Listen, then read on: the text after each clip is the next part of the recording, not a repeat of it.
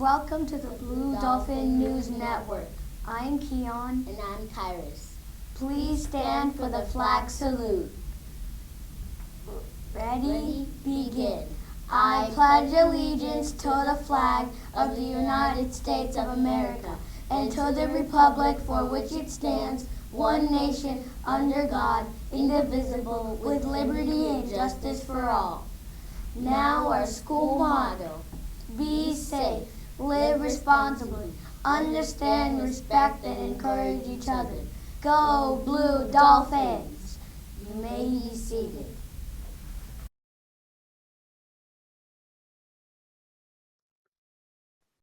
Good morning, amazing human beings. I am so excited to be here with you today. I hope you had a restful night. I hope you got up ready to conquer whatever today's going to look like. And I want it to be a powerful day, right? You can create the type of day it's going to be. Today, I'm going to share a book. And it's funny because I think Miss Messiah loves this book. She's told me about it, and it's called Those Shoes. And I really love this book because it's a book about like empathy. It's a book about being thankful for what you have. And even if what you have you feel is not enough, being able to give from that, right? And that really opens your heart to be a heart of love, to be a heart of giving, to be a heart of thankfulness, right? Because when you stand in a place where you're like, okay, I'm thankful for what I have, I can appreciate what I have, then that's really powerful, right? That's really powerful because it opens the door for a whole lot of other things to happen and come your way. I'm going to share my screen. And we are going to watch the book, Those Shoes, read to us. Those Shoes by Maribeth Boltz, illustrated by Noah Z. Jones. I have dreams about those shoes. Black high tops, 2 white stripes. Grandma, I want them. There's no room for want around here, just need, Grandma says.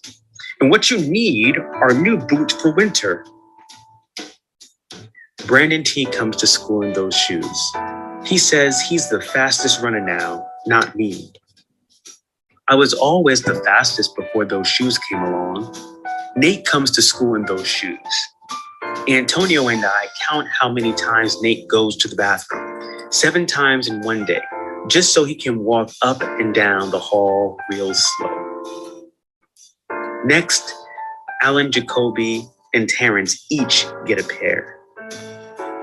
Then one day, in the middle of kickball, one of my shoes comes apart. Looks like you could use a new pair, Jeremy, Mr. Alfred, the guidance counselor, says. He brings out a box of shoes and other stuff he has for kids who need things. He helps me find the only shoes that are my size, Velcro, like the one my little cousin Marshall wears. They have an animal on them from a cartoon I don't think any kid ever watched. When I come back to the classroom, Alan Jacoby takes one look at my Mr. Alfred shoes and laughs, and so do Terrence, Brandon T, and everyone else. The only kid not laughing is Antonio Parker. At home, Grandma says, "How kind of Mr. Alfred." I nod and turn my back. I'm not going to cry about any dumb shoes. But when I'm writing my spelling words later, every word looks like the word shoes, and my grip is so tight on my pencil, I think it might bust. On Saturday, Grandma says, "Let's check out those shoes you're wanting so much. I got a little bit of money set aside. Might be enough. You never know." At the shoe store, Grandma turns the shoes over so she can check the price. When she sees it, she sits down heavy. "Maybe they wrote it down wrong," I say.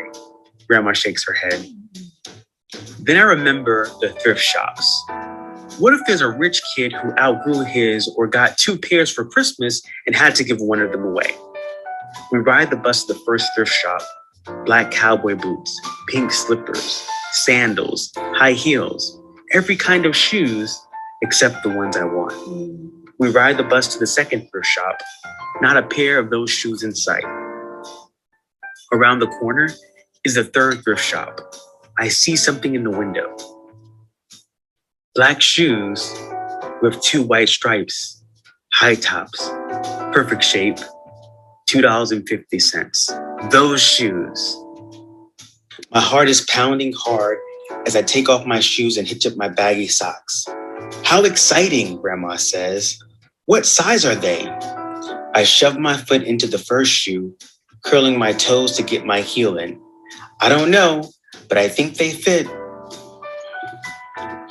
Grandma kneels down on the floor and feels for my toes at the end of the shoe.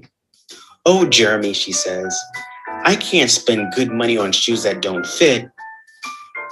I pull the other shoe on and try to walk around. They're okay, I say, holding my breath and praying that my toes will fall off right then and there, but my toes don't fall off. I buy them anyway with my own money, and I squeeze them on and limp to the bus stop. At home, a few days later, Grandma puts a new pair of snow boots in my closet and doesn't say a word about my 2 big feet shuffling around in my 2 small shoes. Sometimes shoes stretch, I say. Grandma gives me a hug. I check every day, but those shoes don't stretch. I have to wear my Mr. Alfred's to school instead.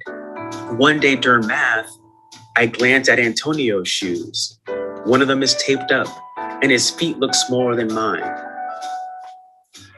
After school, I head to the park to think. Antonio is there, the only kid who didn't laugh at my Mr. Alfred's shoes. We shoot baskets. A loose piece of tape on Antonio's shoe smacks the concrete every time he jumps. I think, I'm not gonna do it. We leap off the swings. I'm not gonna do it. We race from one end of the playground to the other. I'm not gonna do it, I say. Do what? Antonio says, breathing hard. Grandma calls me for supper and invites Antonio over too.